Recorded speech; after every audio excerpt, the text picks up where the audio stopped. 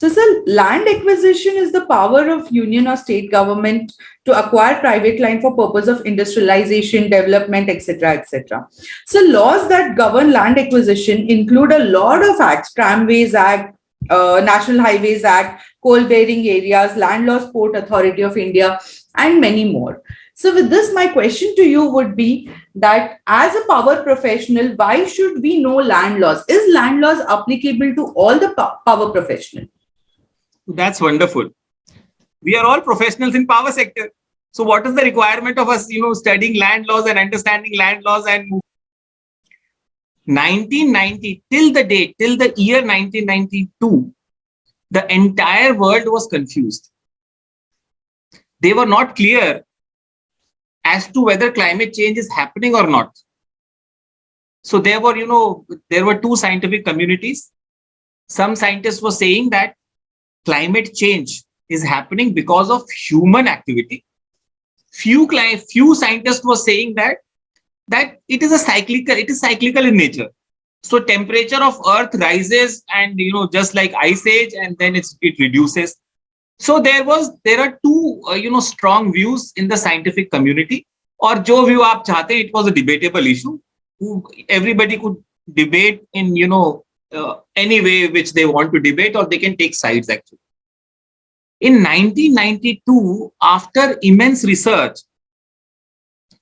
the entire world came together in Earth Summit in Rio de Janeiro, and they were clear that they accepted the fact that climate change or rise of temperature of Earth is happening because of human activity. And they said that we need to do something about this. They created a framework. उन्होंने एक framework बनाया, एक treaty sign करी, क्योंकि solution उनको पता नहीं था. तो इसलिए उन्होंने when the world knows the solution, they sign a treaty. When the world does not know the solution, they sign a framework. This is the framework. Under this framework, we will have meetings, every 2 years or every 3 years, and then we'll decide what to do to mitigate climate change. So in that framework, which was signed in 1992, they provided that there will be a meeting of COP, which is called Conference of Parties.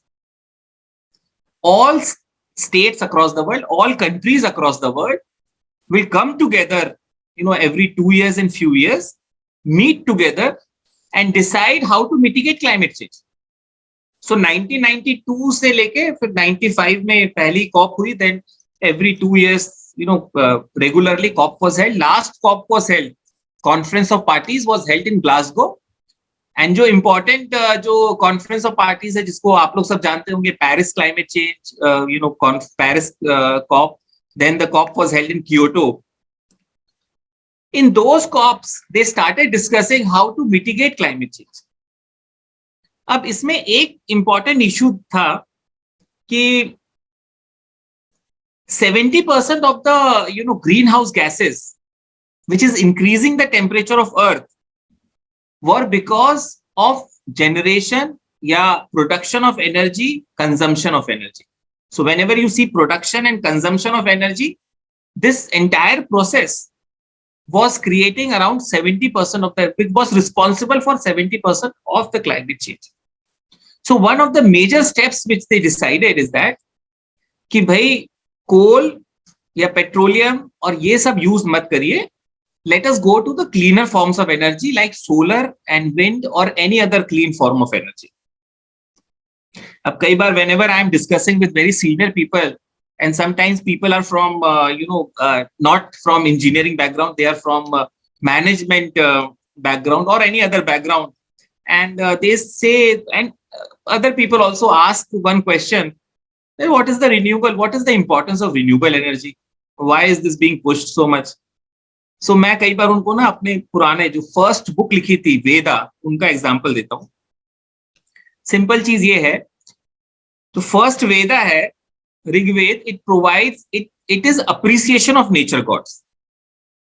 So उसमें वायु देवता, wind god, सूर्य देवता, solar sun god, फिर जल देवता,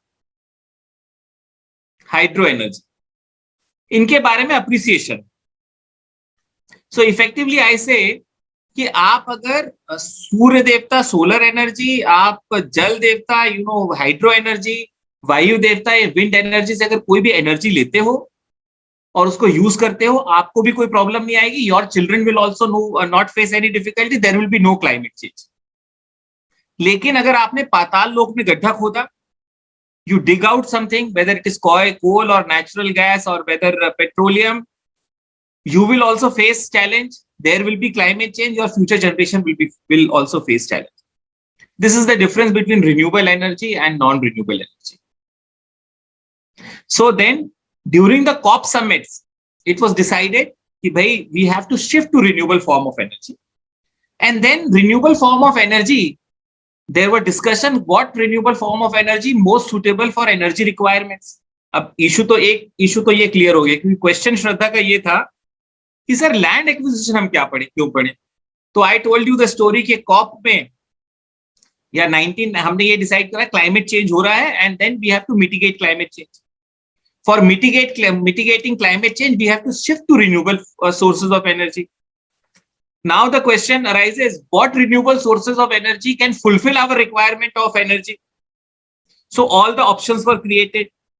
So एक option था wind energy, दूसरा ऑप्शन था सोलर एनर्जी, फिर और भी geothermal energy and biomass, lot of other options were there.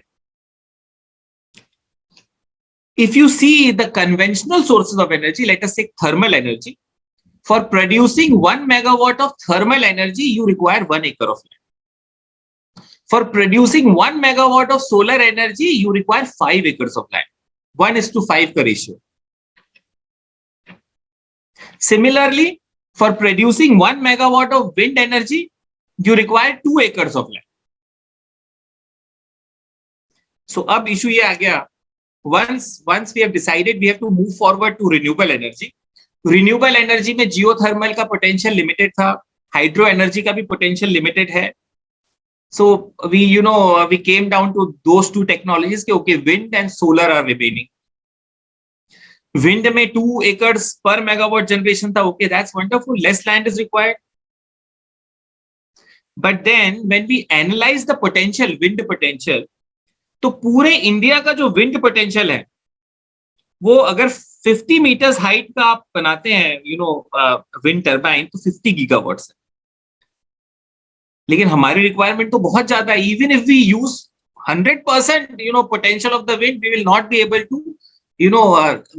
able to generate sufficient energy for the entire nation. Let us increase the height.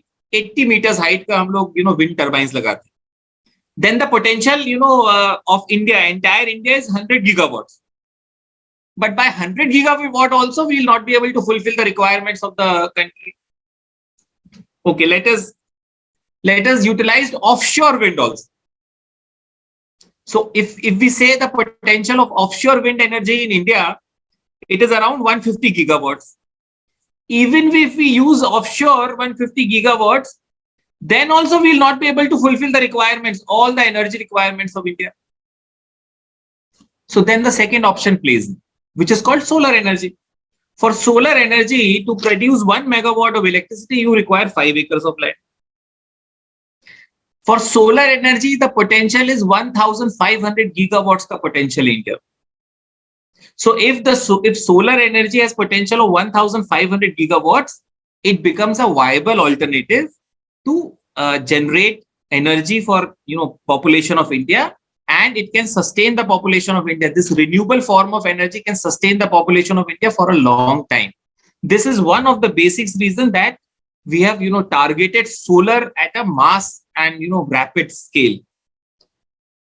All right. So Shraddha ka question, फिर से let us come back to the questions. Why should we study land laws? We are all energy professionals. Why are we studying land laws actually?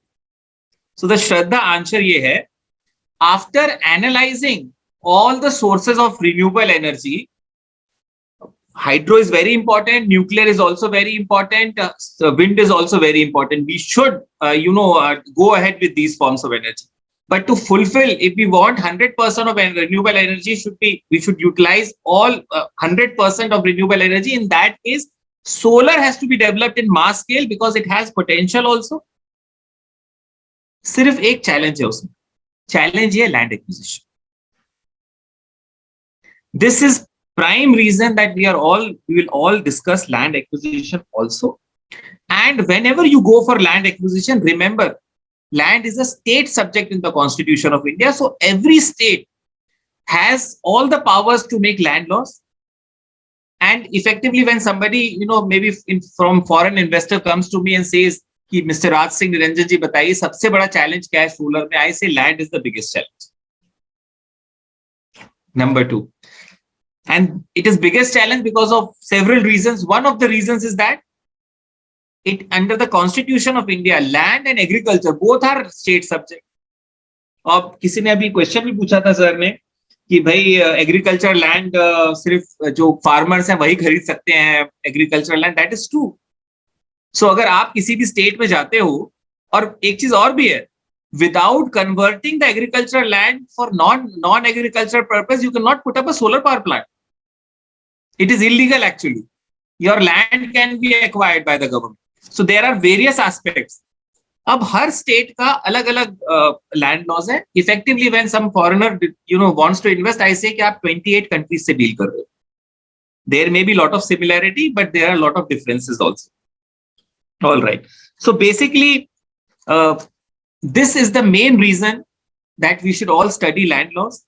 Since massive deployment, and Government of India has also targeted 500 gigawatts of renewable energy. Maximum renewable energy will come from solar energy, and there will be a lot of investment in that. Let us be, competent in land acquisition laws also, so that we can serve energy requirement of our country. Absolutely, sir. So now we know that land is inevitable, be it any form of energy. Without knowing the land laws, we cannot move forward.